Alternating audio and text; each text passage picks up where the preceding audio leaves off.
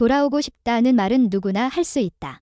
그러나 프로의 세계는 의지가 아니라 책임으로 평가받는다. 그리고 그 책임은 말이 아니라 이미 한 선택으로 증명된다. 이종범이 최근 한 야구 관련 프로그램에 출연해 현장 복귀 의지를 드러냈다. 그는 다시 불러준다면 두말 없이 무조건 가겠다고 했다.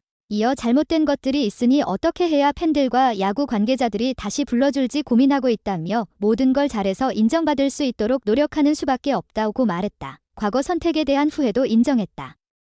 이종범은 생각이 짧았고 많은 후회를 했다. 제가 선택한 것은 제가 감당해야 한다고 했다. 또한 KT에서 함께했던 선수들에게 미안한 마음이 크다.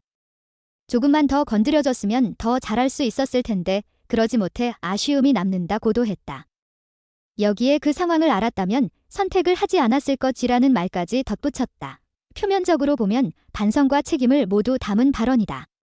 하지만 이 멘트들은 오히려 더 근본적인 질문을 낳는다. 그가 말한 감당의 의미는 어디까지인가?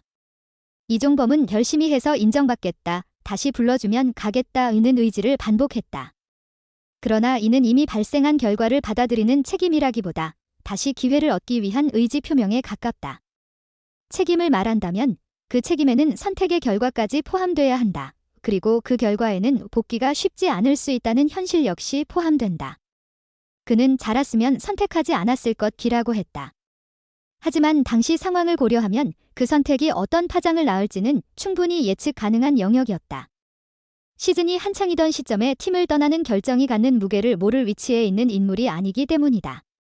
결국 지금의 발언은 책임의 고백이라기보다 결과가 나온 뒤에 해석처럼 읽힐 수밖에 없다. 여기에 또 하나의 질문이 따라붙는다. 만약 그 선택이 여전히 성공으로 이어지고 있었다면 과연 같은 후회의 말을 했을까?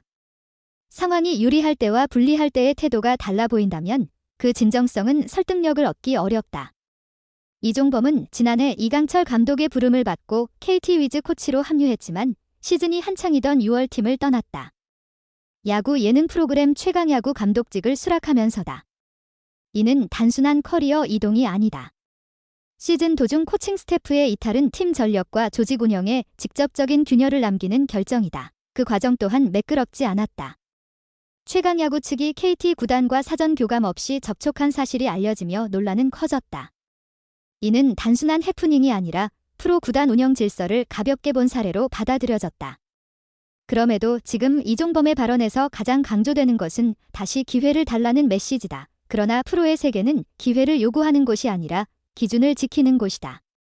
한 차례 시즌 중 이탈이라는 전례가 있는 인물을 다시 받아들이는 것은 같은 상황이 반복될 수 있다는 가능성까지 감수하는 일이다. 이는 특정 개인의 문제가 아니라 리그 전체의 기준과 직결된다. 이종범은 오랜 시간 한국 야구를 대표해온 이름이다. 그렇기에 그의 선택은 더 엄격한 기준으로 평가받을 수밖에 없다. 그리고 지금의 상황은 그가 쌓아온 명성마저 스스로 훼손하는 결과로 이어지고 있다. 복귀를 원하는 것은 개인의 자유다. 그러나 받아들이는 것은 전혀 다른 문제다. 그 기준에 비춰봤을 때 이종범의 복권은 받아들여져선 안 된다.